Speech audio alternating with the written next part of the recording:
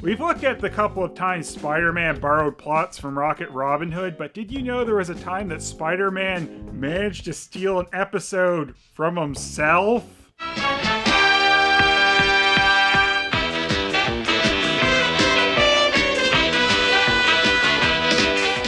You'd think it'd be kinda hard to rip yourself off, but it has been done before.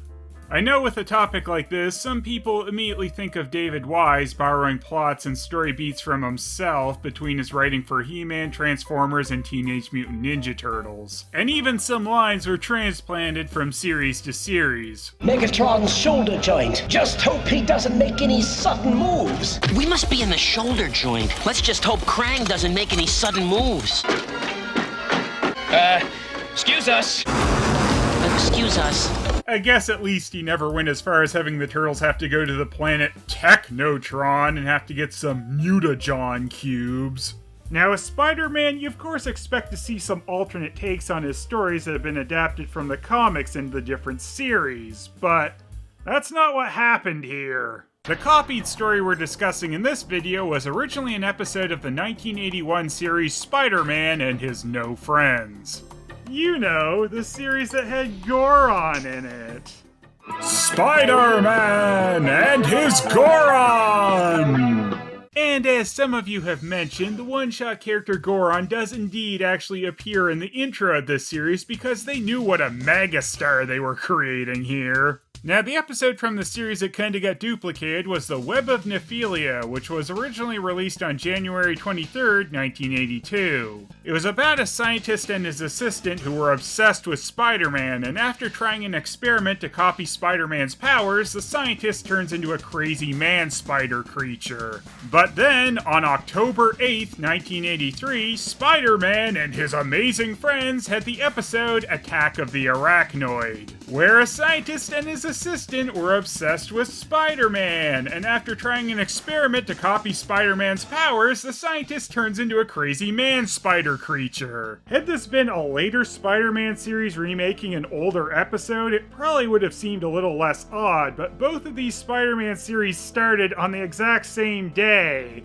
Also, Spider-Man 81 and Amazing Friends are apparently in the same continuity. As far as the Marvel multiverse stuff is concerned, both of these series take place on Earth 8107, and Spider-Man apparently gained his friends after the 81 show? However, quite a few things don't really add up with that, like Spider-Man apparently meeting Kraven the Hunter for the first time in a Spider-Man and His Amazing Friends episode, but then he showed up on the 81 show and Spider-Man says he's encountered Kraven many times in the past. Also, in his one appearance on Amazing Friends, Dr. Doom didn't once try and hold a vote at the UN to elect himself world leader, so how is this even the same guy? And if Amazing Friends was supposed to have happened after the 81 series, well, Dr. Doom also kinda blew up in his last appearance on the 81 show, so that would make him coming back for an adventure with an enchanted old man a bit difficult. And of course, it's kinda weird that Spider-Man keeps running into scientists that turn themselves into arachnoid men under very similar circumstances. You'd think Spider-Man in whatever series is actually supposed to follow the other would think this whole situation seems oddly familiar, but of course they weren't really thinking of these two series actually being connected back then, which kinda makes the retroactive connection a little awkward. Another weird thing about this copy job was that these two episodes did not have the same writers. The original Spider-Man 81 episode was written by Christy Marks, and the Friends version was by Michael Reeves. And Christy Marks doesn't get any credit for the original story on the Amazing Friends version, even though she did write other episodes of that series. Both of these writers have written episodes of quite a few series I enjoy. Christy Marks wrote for TMNT, X-Men Evolution, Beast Wars, and she wrote The Secret of Mulan. Well, I guess you can't win them all. Michael Reeves also wrote some TMNT, some Real Ghostbusters, and some Batman the Animated Series. Now, largely, I find the Web of Nephillia to be the superior take on this story, but there are a few things I like that Attack of the Arachnoid did that the original version didn't. Both of these stories start out with Spidey taking out some criminals by the Twin Towers, though originally it was just two no-name goofy hang glider crims, but with his friends, it's the Scorpion. Spider-Man is a menace. The J. Jonah Jameson element of Spider-Man is almost completely absent from the Friends version of the show, which is another really odd thing when trying to tie these two series together. Triple J actually only showed up in 4 episodes of Amazing Friends. Spider-Man even gets arrested in the Friends version of this story. And Jameson should be having a field day with that, but he's nowhere to be seen. So, we see the woman who's the assistant to the future man-spider creature scientist getting video of Spidey in different ways. Also, the names change between the two stories, which is another element that makes this less of an adaptation and just a weird copy. In the 81 series, the assistant's name was Penny, but in Spiderfield and Friends, her name was Monica, who we see out there on the rooftops filming the battle herself, while Penny just recorded a news story on Spidey, apparently on a U-matic cassette, which she adds to her giant Spider-Man tape collection, and she's also lined the walls with Spider-Man posters. Penny is the original Spider fangirl, I guess. I did like this weird super fan element to the story, which was something that wasn't really carried over to the copy. Gotta stop him before he gets away with the Z99. The mysterious gas that turns normal people into super criminals. Well, it sounds kinda silly when you put it that way, Stan. Is that like the only application for Z99? It's just the instant super criminal gas? And why does Scorpion need that gas? Isn't he already kind of at least a super criminal? Though maybe Scorpion's lonely and trying to make some amazing friends of his own. He could always try to get Goron, however he hardly needs criminal gas for Goron. All Scorpion needs to do is make Goron a half-decent offer and he'll switch sides.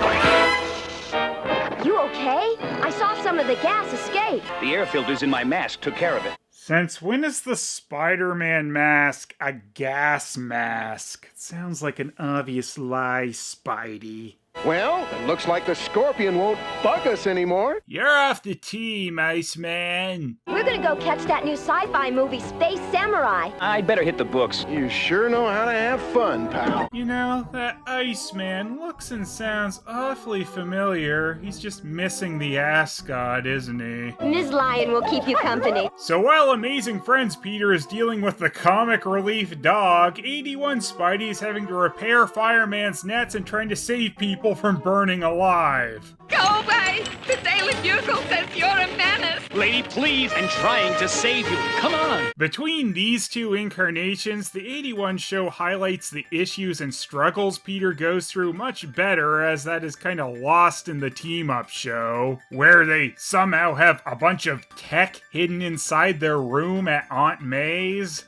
I don't know how she missed all of that being installed. May is incredibly unobservant. Where'd these college students even get the money for all this? We will never know. Oh, shut up, Charles. That's what you always say. Xavier is wrong on this one anyway, because I guess people were kind of wondering about this back in the day. Many of you demanded that we tell you how it's possible that these students could possibly afford their secret crime-fighting lab. Well, at good old Marvel, we listen to our fans. Well, it turns out Big Daddy Stark bought them their crime computer kit, so Amazing Friends Spidey is the original Iron Man Jr.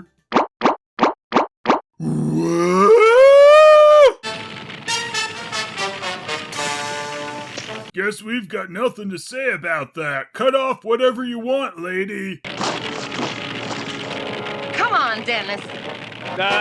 You're welcome. May I have your autograph, please? Oh, sure. Now, who should I... Ow! Oh! That pen stuck me. Thanks very much. See ya, webhead. Hey, didn't somebody want my autograph? Your obsession with Spider-Man is getting dangerous. But Penny buying all these official Spider-Man posters is at least helping Peter keep up with buying his chemicals to make web fluid. A piece of Spider-Man's webbing. It's artificial, just as I thought. I used my pen with the hidden needle, a precious drop of Spider-Man's blood. The Spidey obsession is moved from the assistant more to the scientist in the Amazing Friends version, and his name has gone from Dr. Bradley Shaw to Zoltan Amadeus. Yeah, we all probably should have expected a heel turn from Zoltan Amadeus. I got this footage tonight, Sultan. How did you get all those different angles? I don't know! Monica really is the original April O'Neil, I guess. You don't know that Spider-Man got his powers from the bite of a radioactive spider. It's the only way it could have happened. So Dr. Shaw actually does some scientific examination to try and figure out how Spider-Man works, where Zoltan just assumes. Guess one of them is a bit of a better scientist than the other. My spider serum should duplicate his powers in every detail. Is that a radioactive serum then? Also, how was it not spilling out when it was laying on its side like that? I almost thought you'd forgotten her lunch date. So Peter has an on-again, off-again relationship with Betty Brant in the 81 series, which is just gone and replaced with him wanting to date Firestar in the Friends version, which Betty Brant never shows up in. Now, they have a side plot in the Web of Nephillia about a blood drive, which Peter doesn't really want to do due to his slight radioactivity, which doesn't impress Betty much. Don't tell me you're afraid. I don't mind the sight of blood, as long as it's not my own. You are afraid. Well, I'm not. In fact, I'm so ready to give blood, I'm already standing in line. How impressive is that? An interesting alteration between the two episodes is they change who is the real villain and driving force of the pair. In the original, it's Penny who emotionally manipulates Dr. Shaw into the whole Spider-Man experiment, and in Friends, Zoltan can't wait to stick himself with his guesswork serum. If you loved me, you'd do the experiment as you promised. You'll win every award, perhaps even the Nobel Prize. The Nobel Prize? What are you waiting for? Do it. I need money to continue my research. With Spider-Man's powers, I can commit any crime, and Spider-Man gets the blame. Now, since I'm doing this for the money, obviously the first thing I should do with my spider powers is wreck one of my expensive computers. Now, Zoltan impersonating Spidey is one of the things I actually particularly liked about the Amazing Friends version. I feel like if you're gonna have a villain gain Spider-Man's powers, that is a good way to have it get paid off, and is a slightly better execution of a fake Spider-Man than Charles Cameo. Charles Cameo. But again, a story like this is kind of begging to have J. Jonah Jameson in it, which of course this does not. Over in the story where Triple J does appear, he's bragging it up about giving blood. Even Mr. Jameson gave blood. Then it's the only thing he's given in years. Ready! If you want to get paid for your last photos, you go downstairs and donate some blood. We find out later on Jameson didn't even really give blood, but paid a little boy for a donation button. Now to begin Spider-Man's life of crime. I'm collecting for your neighborhood Spider-Man fund. Hey! Zoltan sure is good at imitating Spider-Man's voice. Guess it's easy when you share Dan Gilvezan as your voice actor. I don't know. I thought it was flawed. This has been your hard-hitting movie reviews with Iceman. I feel a tingling. It must be my spider sense. Wow, he even got the spider sense. Zoltan sure was good at guessing exactly how Spider-Man worked. And after he attacks his amazing friends, they of course immediately lose all faith in Peter and don't believe him when he says it wasn't him. This is the third season of the show. You'd think they'd have a little bit of trust in each other by now. Which spider did you use to make the serum? The Nephillia clavipes. The Nephila spider Dr. Shaw uses is a real spider species, and it does spin golden-colored webs like the ones he uses once he mutates, which adds a kind of unique element to it which isn't present in the photocopy. I like too that there's a stronger danger element to this in the original story, and it's not just as easy as injecting a serum you did no real scientific research on. Shaw has to be exposed to actual radioactivity as well. Don't let the needle enter this danger zone. Oh, we know Penny's gonna send you straight to the danger zone, you dummy! Turn it off! Turn it off! It's at the 8-minute and 23-second mark that Bradley Shaw mutates right into the Arachnoid Man. Well, it takes quite a while of Zoltan robbing places before he hits his final mutation, which comes much later at 15 minutes and 40 seconds into the episode. So, while I do like the impersonating Spider-Man bit, they do take a little bit too long getting to the actual man-spider creature. The transformation is made to be way more horrific in the 81 series as well.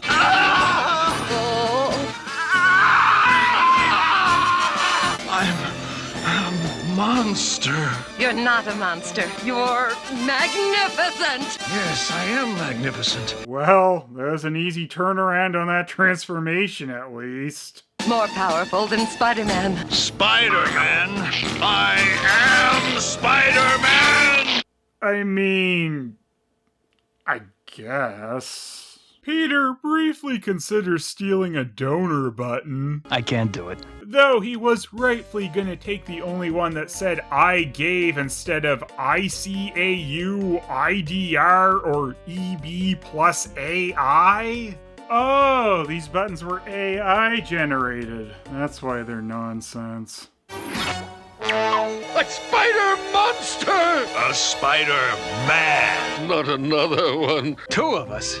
Gee, we'll have to join a union. So while Nephillia is more crazed and wants to be the one Spider-Man, it's kind of less personal and friends besides Arachnoid using Spider-Man as a disguise to rob places, which doesn't really get mentioned by Peter once they finally do face off. Another point though I'll give to Attack of the Arachnoid is I like how Peter and Zoltan's competing spider senses jam each other when they get in close proximity. However, one major issue here is we never actually get a proper face-off between the two Spider-Mans. They never even appear in the same frame together at any point, which is kind of absurd, so yeah, score 1 for Charles' cameo, I suppose. Look what you did to my shirt! Well, think how cool it'll be in the summer. I'd better find this other Spider-Man fast. Yay!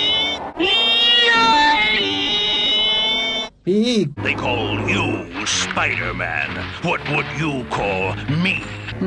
Ugly? One of the kind of great things about Spider-Man is the quips, and I feel like the 81 series is highlighting that much better. Hey, you wouldn't want to hurt a relative, would you? Why, we're probably second cousins. Sarcasm won't help you escape the Web of Nephillia. He said it. Uh-oh, pal. We don't get fooled again. Fool can't get fooled again. Yeah. Don't forget, though, Zam rules. Actually, you know what? I will forget that. Zam doesn't rule nearly as much as Goron does. Whoever the hell Zam is. It wasn't me. It's the I didn't do it guy. Save it, pal. These adamantium cuffs ought to hold you. Adamantium? You mean adamantium? And the cops just have adamantium cuffs on the regular? You've gotta believe me. I'm innocent. You know what? I guess Spidey does have some pretty good quips in the Amazing Friends episode. Oh man, look at that paper! Zam receives Grant with open arms! Zamomania still rules, I guess! Iceman and Firestar start thinking maybe Peter got exposed to the instant criminal gas, which I mean is always going to be a kind of silly thing. But I feel like one of them potentially getting exposed to a gas that could make them do horrible things would be better served in an episode where we don't already know for sure that they weren't. I can't commit crimes as Spider-Man if Spider-Man's in jail. Man, Zoltan has the real problems. Stay out of Nephilia's way! Was it something I said? While Spider-Man is having fun making snide remarks in 81, in Friends he's having fun getting arrested. Tell the court your real name. I'm sorry, I can't. You leave me no choice. Remove his mask. Shouldn't his mask already have been removed? Spider-Man's lawyer Matt Murdock shows up because we needed a pointless Charles cameo from Daredevil. I can only delay matters for so long, Spider-Man. Boy, there sure are a lot of Frank Welkers in this universe. Someday, Spidey may learn that his blind lawyer is really the famous superhero, Daredevil. But not in this episode, which is the only one he appears in. Nor will he actually do anything as Daredevil. So Spidey goes to the jail where they don't unmask anyone or even take away any of their super criminal toys if they're a part of their outfit. I mean, what are they gonna do? Make them change clothes? That would never happen in prison. This wall can't keep me from getting to Spider-Man. Whoa! Who could have ever foreseen this being an issue? What? Oh, I forgot. The guards took my web shooter. Why would they take those but leave Scorpion's tail unchecked? Scorpion then shoots a laser which hits the force field, and after that all it takes is an axe handle smash from Spidey to take the force field out. So Scorpion could have just escaped at any time. Spidey and Scorpion escape into the daylight, and then immediately it's nighttime. And way too much of the Arachnoid plot is getting sidelined by Scorpion. Iceman and Firestar find Zoltan thanks to Peter throwing a tracker on him earlier, and yikes, Firestar sure does have her outfit tucked right up her ass crack, doesn't she? And this is when Zoltan forms a cocoon to perform metamorphosis, you know, like how spiders always do, and he reaches his final form. Are you ready for the Arachnoid? Let's get ready for Arachnoid! Because this is Arachnoid Hitman Clark. Brett Hitman Clark. Spider-Man reads up about the Nephillia spider, though they spell it like the villain's name Nephillia with a second I, even though they had the actual spider's name correct when they showed it earlier on the cage. You had Spider-Man in your hands and you let him go? I didn't let him go. You let him go, dummy! Well, Penny is the one who wears the pants in this relationship, especially where she's the only one who can actually physically fit into pants anymore. Gold for the golden spinner.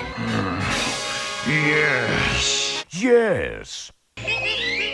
Excuse me. What the hell are you doing? Have you sold any Nephillia spiders lately? Sold to Dr. Bradley Shaw. Here's the address. And that's why you need a more discreet pet store when you're buying your weird experiment spiders. Good night! Not again. This time I'll leave him there.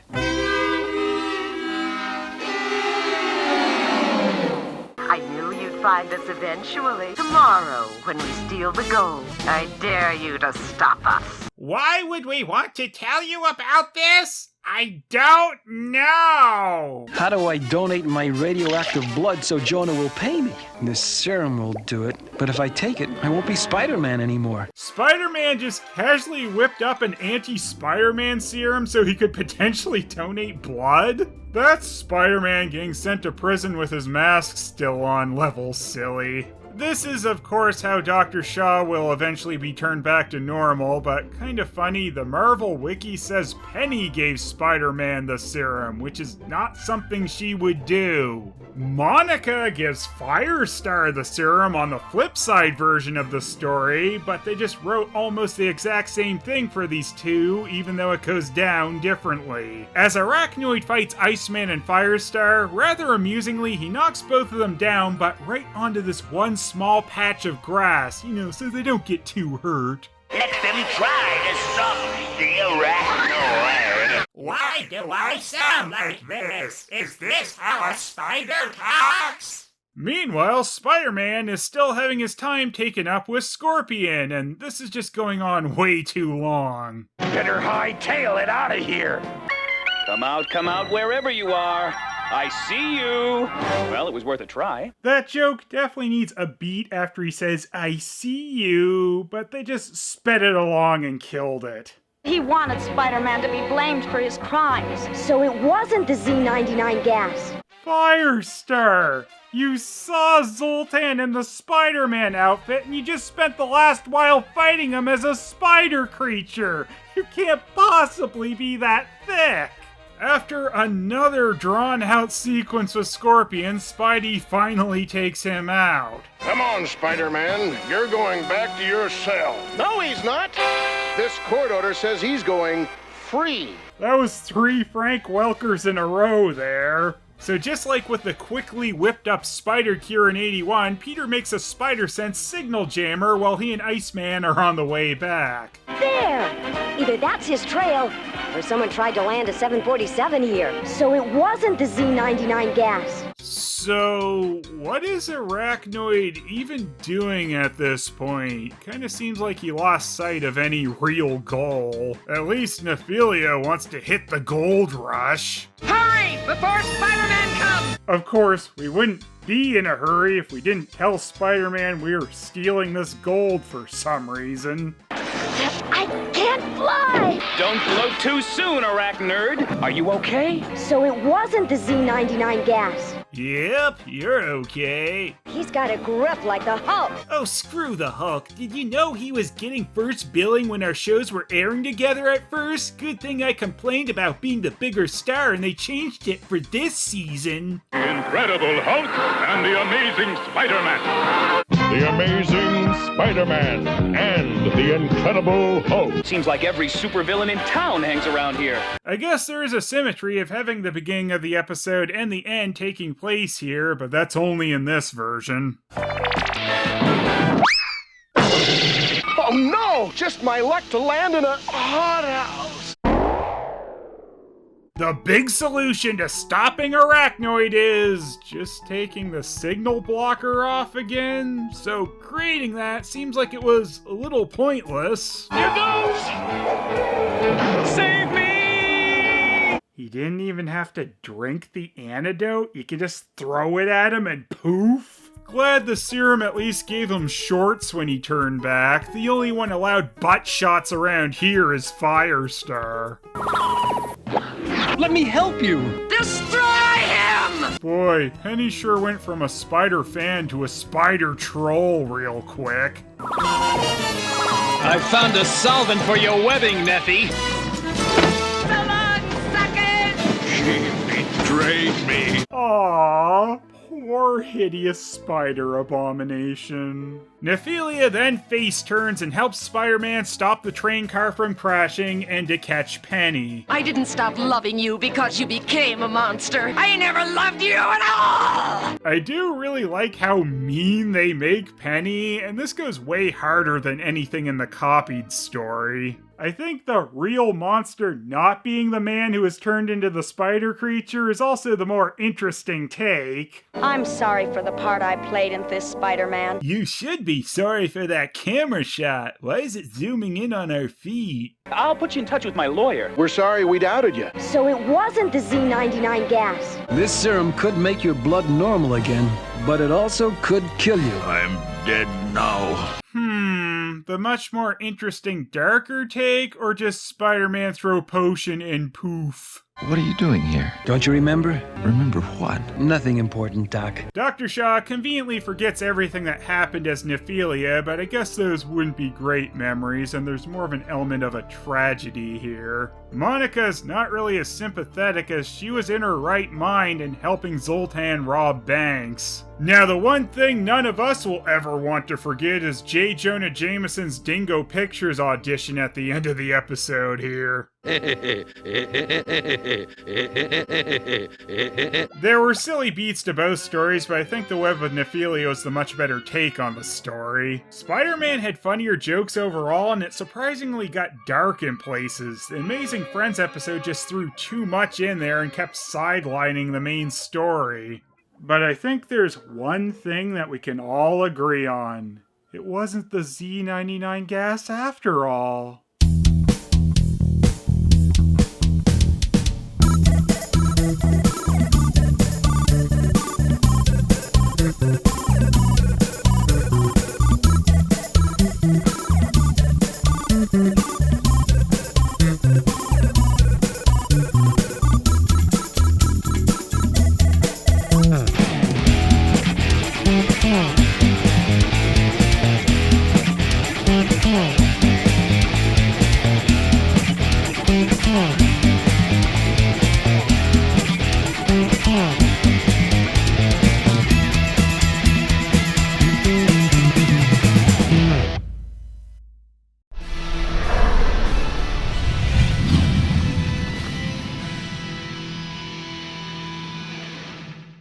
your favorite version of the story? Let me know down in the comments!